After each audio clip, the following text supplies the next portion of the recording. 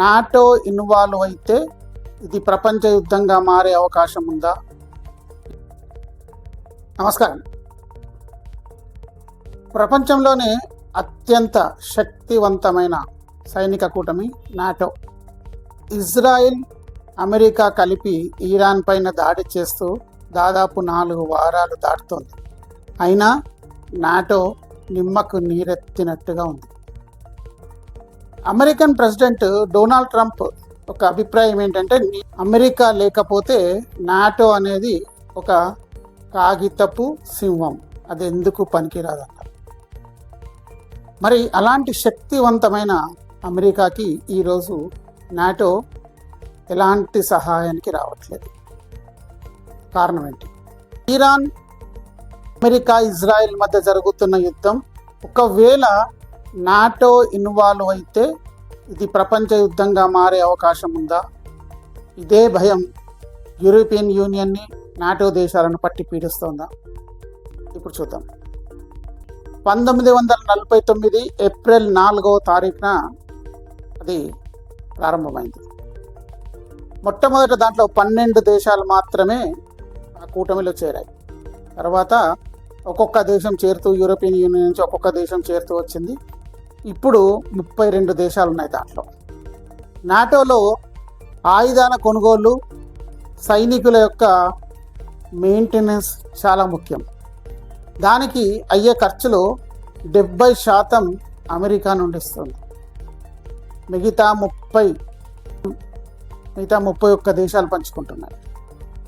మరి ఇంత ధనాన్ని నాటో కొరకు ఖర్చు పెడుతున్నప్పుడు అమెరికాకి సహాయంగా ఇరాన్పై జరుగుతున్న యుద్ధంలో నాటో దళాలు ఎందుకు పనిచేయట్లేదు? దీనికి వాళ్ళు ముందు రాసుకున్న రాజ్యాంగం ప్రకారం ఆర్టికల్ 5 చాలా ముఖ్యం.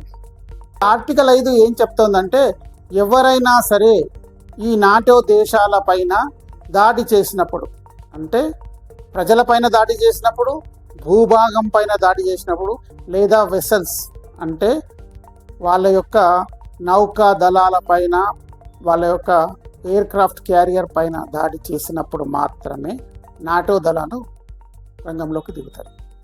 ఇప్పుడు జరిగింది దానికి భిన్నంగా ఉంది. ఇరాన్ ముందుగా ఎలాంటి నాటో దేశాలపైన కానీ, అమెరికా పైన కానీ ఎలాంటి యుద్ధాన్ని ప్రకటించలేదు, దాడి చేయలేదు. అమెరికానే ఇరాన్ పైన దాడి చేసింది.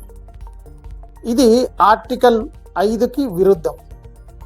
కాబట్టి నాటో దళాలు ముందుకు రావట్లేదు, ఎలాంటి సహాయం చేయలేదు. దీనికి ఇంకొక కారణం కూడా ఉంది. ఏంటంటే, ఒకవేళ నాటో దళాలు కానీ ఈ యుద్ధంలోకి వస్తే ఆ వైపు నుంచి రష్యా దిగుతుంది. ఎందుకంటే రష్యా ఉక్రెయిన్ యుద్ధం మధ్యలో ఇరాన్ వాళ్ళు ఇచ్చిన డ్రోన్లు రష్యా వాళ్ళకి చాలా సహాయపడ్డాయి.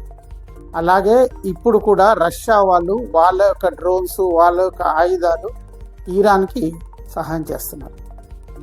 ఇది తెలియకుండా అన్అఫీషియల్గా జరుగుతున్న విషయం.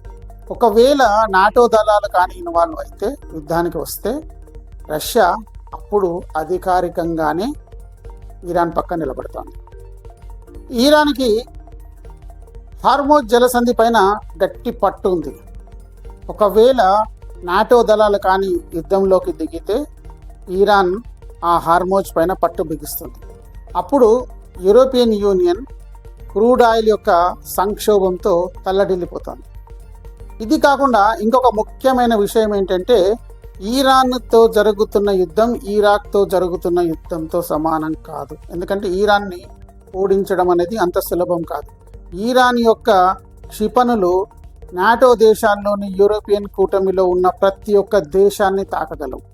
ఇది యూరోపియన్ దేశాలకు చాలా పక్కాగా తెలుసు. అందుకే ట్రంప్ ఎన్నిసార్లు విజ్ఞప్తులు పంపించినా, నేను లేకపోతే మీ నాటో కూటమి నడవదని చెప్పినా, నేను లేకుండా నాటో ఓన్లీ కాగితపు పులి మాత్రమే అని చెప్పినా, వాళ్ళు దానికి ఎలాంటి రెస్పాన్స్ ఇవ్వట్లేదు. ఎందుకంటే ఒకవేళ నాటో దిగితే ఏం జరుగుతుందో యూరోపియన్ కూటమికి బాగా తెలుసు. ఈ వీడియో మీకు నచ్చినట్టయితే సబ్స్క్రైబ్ చేయండి, మీ బంధుమిత్రులకు షేర్ చేయండి, అలాగే బెల్ ఐకాన్ని క్లిక్ చేయండి. జై హింద్, జై భారత్.